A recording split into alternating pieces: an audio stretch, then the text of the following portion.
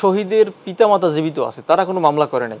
মামলা করেছেন এলাকার এক অমুক মানে অমুক আপনার দলের নেতা শহীদ হোসেন শাহবাগে, কিন্তু হাতিরঝিল থানায় অলরেডি মামলাটা হয়ে আছে। এখন আপনার বিচারাঙ্গন তো শুধু একটা মামলা দায়েরের ক্ষেত্রে মানে এখানে ভূমিকা হলো থানার বা পুলিশের, এবং যিনি মামলা করেন সে বাদীর। বিচারাঙ্গনে হলো বিষয়টা হলো যে যখন একটা মামলা এজাহার থানায় ফাইল হয়, তখন তো এখানে বিচারকের জাজদের কোনো ভূমিকা থাকে না।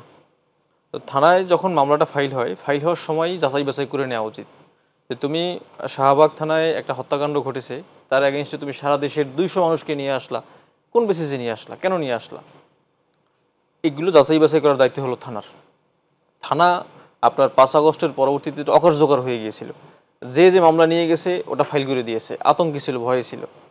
কিন্তু আপনি মাঝে মাঝে আমাদের কাছে আসি, জুলাই ভিকটিম শহীদের পিতামাতা জীবিত আছে, তারা কোনো মামলা করে নাই।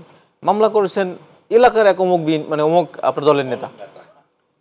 আরে বাবা, তোমার তো কি গরজ পড়েছে, আমার ছেলে মারা গেছে, আমি মামলা করি নাই, তুমি মামলা করছো কোত্থেকে?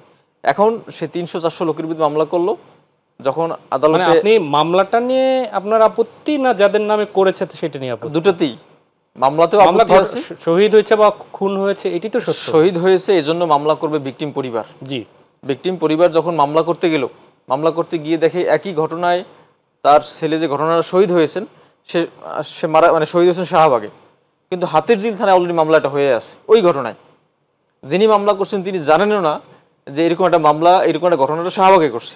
এটা আপনি উদাহরণ দিচ্ছেন? হ্যাঁ, উদাহরণ দিচ্ছে আর কি। এখন মামলা করার সময় কিন্তু হাতিরঝিল কিন্তু এটা চেক করে নাই যে কোথায় মারা গেল, স্পটটা কোথায় একটু চেক করি, ভেরিফাই করি না করে হাতিরঝিল মামলা হয়ে গেল। ভিকটিম পরিবার বিচার চাইতে গিয়ে দেখে যে আসলে বিচার ছিনতাই হয়ে গেছে। কিভাবে ছিনতাই হলো? ওই যে অমুক ব্যক্তি সে হাতিরঝিলে মামলা করলো 400 ব্যক্তির বিরুদ্ধে, এবার একজন আসামিকে ধরতেছেন অথবা ফোন করছেন যে আপনার বিরুদ্ধে মামলা হয়েছে, আসেন সমঝোতা করি।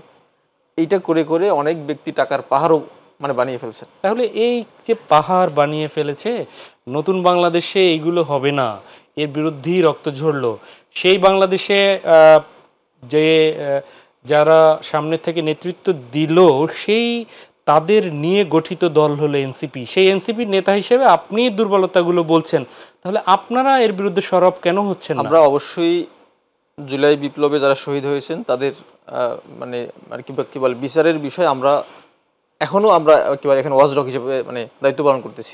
আমাদের একটা বিচার সেল আছে, আমরা এই ধরনের ভিকটিমরা প্রত্যেক দিনই আমাদের অফিসে আসি। কিন্তু এই যে আপনি বললেন যে ভুয়া মামলা হচ্ছে, বলছি আমাকে ভুক্তভোগী হচ্ছে, আপনাকে বলছি ভুয়া মামলা তো এনসিপি করতেছে না, ভুয়া মামলা তো কে করতেছে এগুলো খুঁজে বের করতেছি। আমরা খুঁজে বের করে এদেরকে ডেকে নিয়ে আমরা বসে পুলিশের সাথে সমঝোতা করে দিচ্ছি যে আপনি যে মামলা করলেন এই মামলায় তো এরা আসামি না, অথবা এই মামলা করলেন আপনি তো ভিকটিম পরিবারের কেউ না, আপনি কেন মামলা করলেন, অথবা ভিকটিম পরিবার মামলা করছে একটা, আপনি এখানে কেন আপনাকে মামলা করতে হলো।